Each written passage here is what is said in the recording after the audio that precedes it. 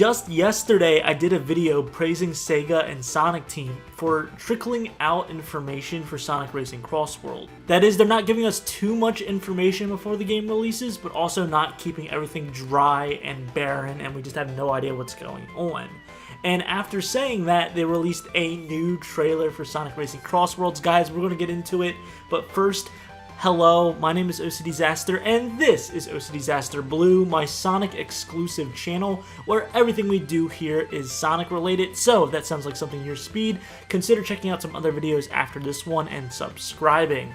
So what is this new trailer? The new trailer that they put out for Sonic Racing CrossWorlds is all about customization. Yes, we finally get a sneak peek at what this is going to be. A lot of it's been hiding behind closed doors, and we just haven't gotten a ton of information. We knew it was in the game, but we didn't know what it looked like or what it meant. There's over 70,000 combinations for parts and stuff like that to adjust the stats. And then on top of that 70,000 combination, there's also gadgets. So there's going to be car customization and like gear, and then gadgets. They're two separate things, but they mean a whole lot for the gameplay of Sonic Racing CrossWorlds. So, for those of you that are unaware, in Mario Kart 8, they do this thing where you can make different pieces of karts connect together. Wheels, the car itself, and the glider. They're going to be doing this mechanic in its own unique way for Sonic Racing CrossWorlds, in which you can enhance the stats of the kart that you're racing with by selecting different parts that I assume you unlock by playing more and more of the game. This is not something new. As I said, Mario Kart has done it and other kart racers have done it way before that.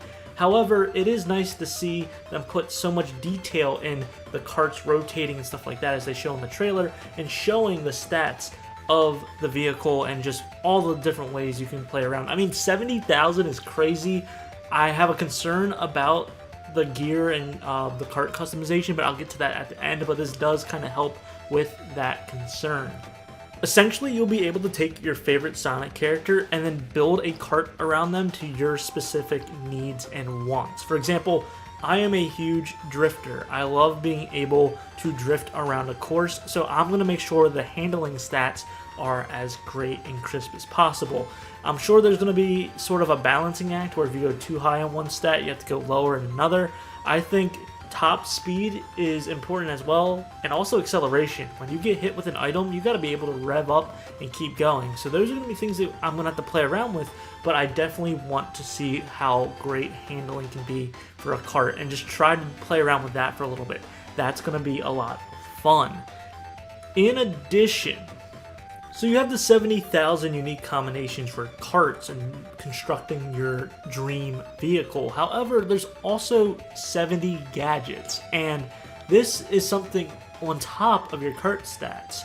So you can adjust the kart stats, but it looks like the gadgets will allow you to do more of the basic mechanics of the game, doing more tricks in the air, having more airtime. They even show that in this trailer, being able to have more powerful weapons. It looks like there's going to be a bunch of slots that you can fill in with what kind of perks you want. And this is where I think Sega and Sonic Team are really going to have to prove themselves with CrossWorlds, because they're going to have to make it so this game is balanced, or at the very least, it has a skill curve. Because 70,000 combinations is great, but if everyone finds out within the first 3 days or even a week that only 3 of those 70,000 combinations are actually really even important or vital to winning a race, the whole thing is going to get thrown off. I've mentioned this in a concern video a little bit while back. I really do hope that they have a roadmap or a game plan for patches and updates for this game, and they keep it going for a long period of time. Especially since it's online, the competitive scene is going to get even more and more comprehensive, and players are smart, and if they know what perks work best to get an edge, it's going to be interesting to see, especially for the first few weeks and months of playing the game, what shortcuts work, what dimension to hop to is the most optimal, what kart customizations and what gadgets work best together, what's OP, what's really bad. There's going to be a tier list, I guarantee it, and I might even be one of the people that makes a tier list. And this is a concern, but it's also very exciting in the same breath, as I'm talking about this, I can't stop but think the creativity that's going to happen in ebb and flow with this game, and it's going to give it that replayability factor. It's going to make us want to go back and test more and more things out and really just grind this game, which is why I really hope they have a lot of unlockable content that'll help reward you for this. And that's where it's kind of like the double-edged sword, right? Where you have a lot of these good things, but this other thing that's like, if they don't patch regularly, if they don't look at it, and the meta gets too narrowed down from 70,000 combinations to even like 3 or 4 combinations, then we're in trouble because everyone's going to be choosing the same characters, same carts, same gadget setup. Now, I know some of you in the comments of my other video when I was addressing these concerns were saying, well, I'm still going to play my favorite character. Some people were saying, oh, well, it's the Sonic fan base, so a lot of them are going to be loyal to their characters. I don't think the characters are necessarily going to affect the majority of the stats for the racing. I could be wrong about that, but I think most of it is going to be this cart customization and this gadget setup. The thing that I'm most intrigued by is the gadgets, because it's kind of straightforward with cart customization. You'll see a meter that lets you know as you're putting pieces together what stats your cart will have. But the gadgets seem like they're like extra perks you're adding with more tricks. You can spin around as an attack, it looks like. So it's going to be more nuanced, and you're really going to have to test stuff out to see what fits.